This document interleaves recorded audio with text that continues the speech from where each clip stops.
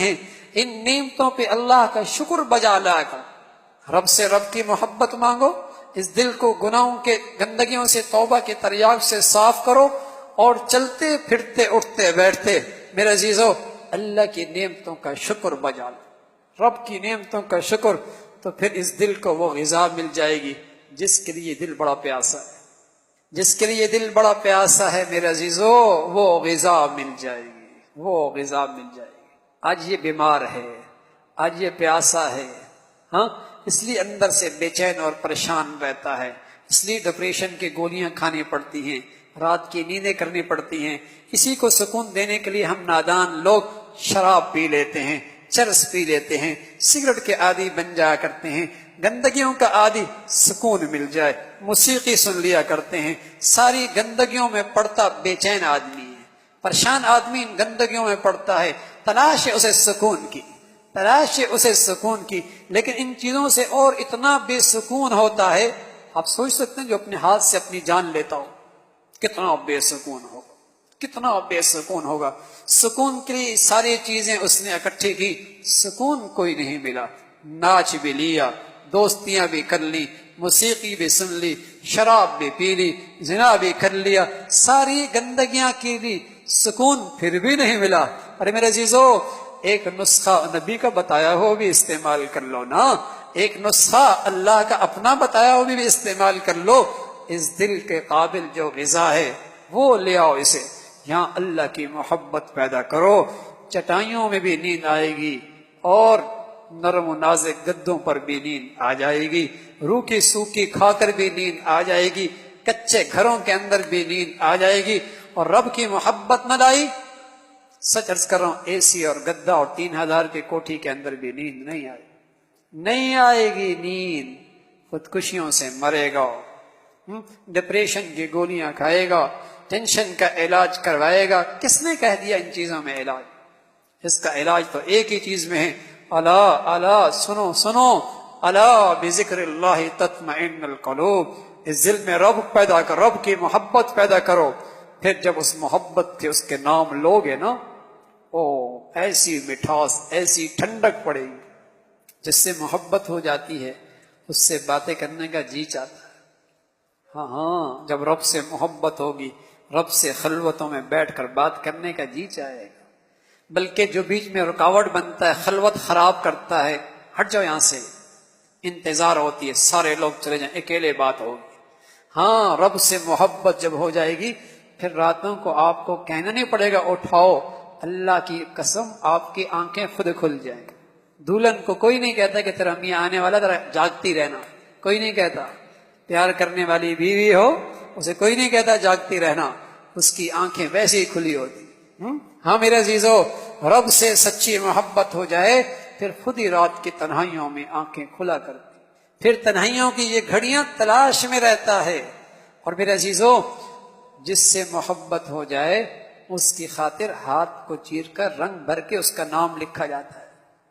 ہاں اس کا نام لکھا جاتا ہے،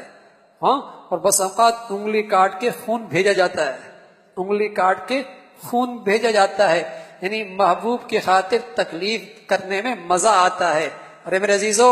کسی کو محبوب حقیقی مل جائے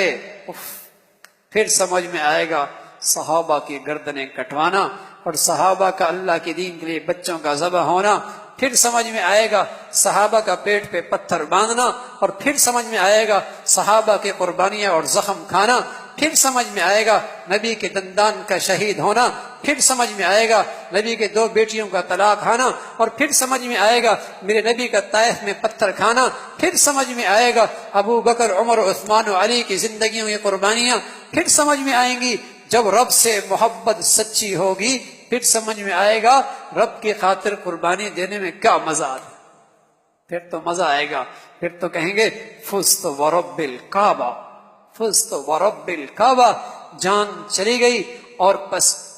خون کے فوارے جسم سے نکلے، جان چلی گئی، بیٹا یتیم ہو گیا، بیوی بیوہ ہو گئی۔ کافر نے جب اس مسلمان کی زبان سے یہ جملہ سنا فزت ورب الکعبہ، رب کعبہ کی قسم میں کامیاب ہو گیا، کافر کہنے لگا کیا یہ آدمی ہے، کون سی کامیابی ہے، بیوی بیوہ ہو گئی، بچے یتیم ہو گئے، اسے کیا پتا۔ اسے مسلمان نے بتایا ارے اسے مقصود مطلوب مل گیا، جس محبوب کے خاطر زندگی تھی آج زندگی قربان بھی اس محبوب کے خاطر کر دی۔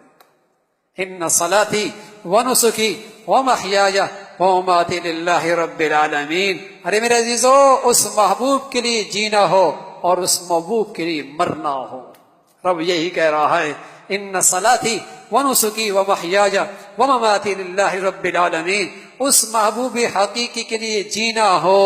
اس محبوب کے لیے مرنا ہو، یہ ہے اصل انسان کی زندگی۔ یہ منزل پا گیا، اسے معراج مل گیا، اس نے اپنی زندگی سے صحیح نتیجہ حاصل کیا کہ جس کی زندگی تھی اسی کی خاطر قربان کر دی۔ فزت ورب الکعبہ۔ تو میرے عزیزو، اگر رب کی محبت سچی ہو جائے پھر عبادت کے لیے کہنا نہیں پڑے گا، پھر رات کی تنہائیوں میں اٹھانا نہیں پڑے گا، خود آنکھیں محبوب کے لیے اٹھیں گی، خود انتظار میں بیٹھے گا، اور پھر اس راستے میں جو رکاوٹیں آئیں گی